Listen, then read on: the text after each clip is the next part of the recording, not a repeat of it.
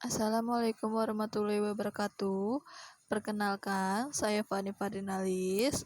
Saya dari mahasiswa Universitas Pamulang. Saya akan di sini melakukan presentasi mengenai desain produk dan jasa, terus permasalahan desain, ketiga, persaingan dari waktu, tugas individu manajemen operasi. Oke.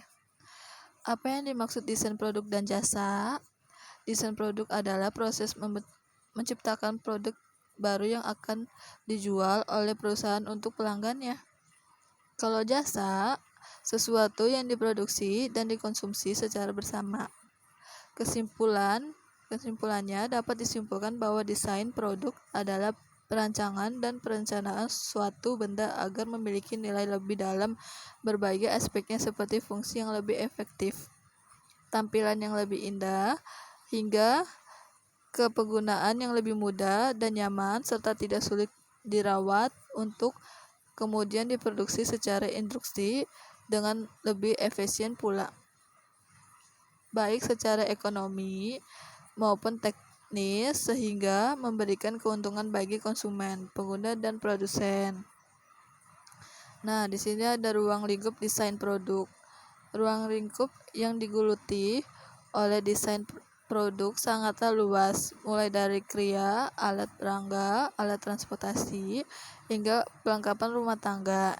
Jika dikelompokkan secara umum, maka ruang lingkup desain produk dapat dibagi menjadi 4, yaitu yang pertama, desain perkakas lingkungan, yang kedua, desain produk peralatan, yang ketiga, desain produk kerajinan, yang keempat, desain alat transportasi.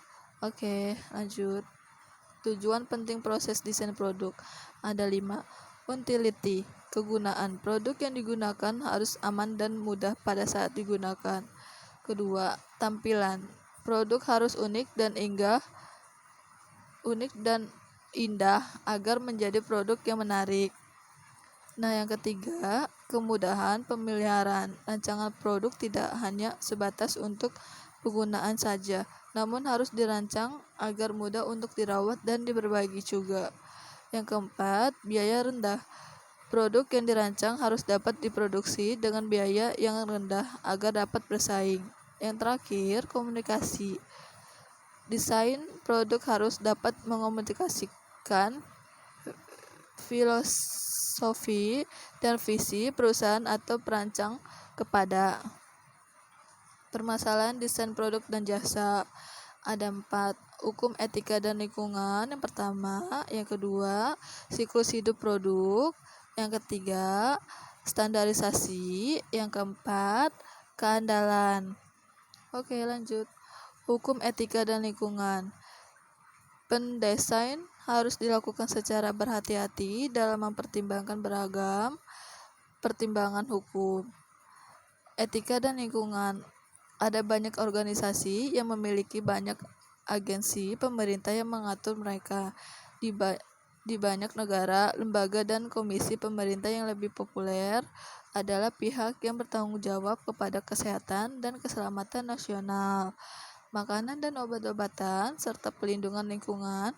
Masalah etika sering sekali muncul pada desain produk dan jasa, sehingga manajer perlu untuk menyadari masalah etika, serta dalam pendesain perlu mematuhi standar etika. Pendesain seringkali berada di bawah tekanan untuk mempercepat proses desain dan juga memangkas biaya. Tekanan inilah yang seringkali mengharuskan pendesain untuk membuat keputusan yang trade-off. Banyak di antara keputusan ini melibatkan pertimbangan etika. Oke. Siklus hidup produk. Banyak produk maupun jasa baru mengalami siklus hidup. Ditinjau dari sudut pemerintah, saat produk ataupun jasa diperkenalkan produk atau jasa tersebut dianggap sebagai barang yang aneh. Pada umumnya, permintaan reaktif rendah karena calon pembeli belum mengenai produk maupun jasa tersebut. Ada banyak calon pembeli mengakui bahwa seluruh kerusakan mungkin tidak direncanakan dan harganya tidak turun setelah periode pengenalan. Nah, itulah siklus hidup produk.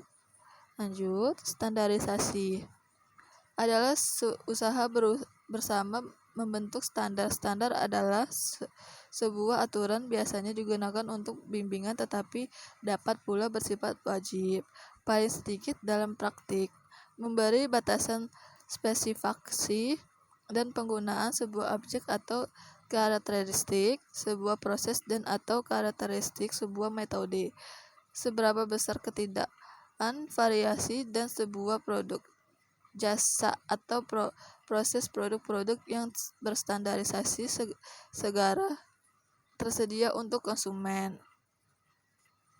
Ada 5 keunggulan standarisasi. Pertama, sedikit dari bagian-bagian yang berhubungan dengan persediaan dan manufaktur. Yang kedua, biaya rancangan secara umum lebih murah. Yang ketiga, mengurangi biaya dan waktu pelatihan. Yang keempat, lebih sering melakukan pembelian, penanganan barang dan prosedur inspeksi. Yang kelima, mutu menjadi lebih konsisten. Ada 3 kekurangan standarisasi. 1. Rancangan mungkin dapat ditinggal dalam waktu cukup lama untuk penyempurnaan tersisa. 2. Biaya tinggi karena perubahan rancangan meningkatkan perlawanan terhadap perbaikan. Yang ketiga, penurunan beragam membuat konsumen tidak tertarik lagi akan barang yang dijual. Itulah standarisasi. Nah, keandalan adalah kemampuan dari sebuah produk, bagian atau sistem untuk melakukan fungsi di bawah kondisi yang ditentukan konditias. Ada 7 cara memperbaiki keandalan. Pertama, komponen desain. Kedua, teknik produksi atau praktikan. Ketiga, pengujian. Keempat, kelebihan atau cadangan. Kelima, prosedur perawatan untuk pencegahan. Keenam, pendidikan penggunaan. Ketujuh, perancangan sistem. Oke. Nah, ini yang terakhir, persaingan direct waktu. Ada 2, joint ventures dan aliasi. Joint ventures adalah kepemilikan bersama, biasanya di antara hanya 2 perusahaan untuk membentuk satu kesatuan yang baru. Kepemilikan bisa jadi masing-masing 50% atau satu pemilik mendapatkan porsi yang lebih besar untuk memastikan pengendalian yang lebih besar.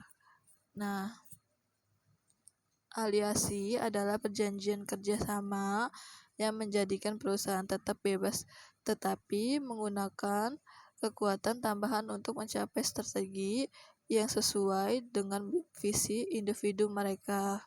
Di saat produk baru menjadi visi utama, tetapi sejumlah sumber daya dibutuhkan dan terdapat risiko yang dapat diukur, maka aliasi mungkin menjadi sebuah strategi yang bagus untuk perkembangan produk. Oke, baiklah, sekian, terima kasih atas perhatiannya. Mohon maaf sebelumnya jika banyak sekali kekurangan dalam video ini. Mohon maaf. Sekian, terima kasih. Wassalamualaikum warahmatullahi wabarakatuh.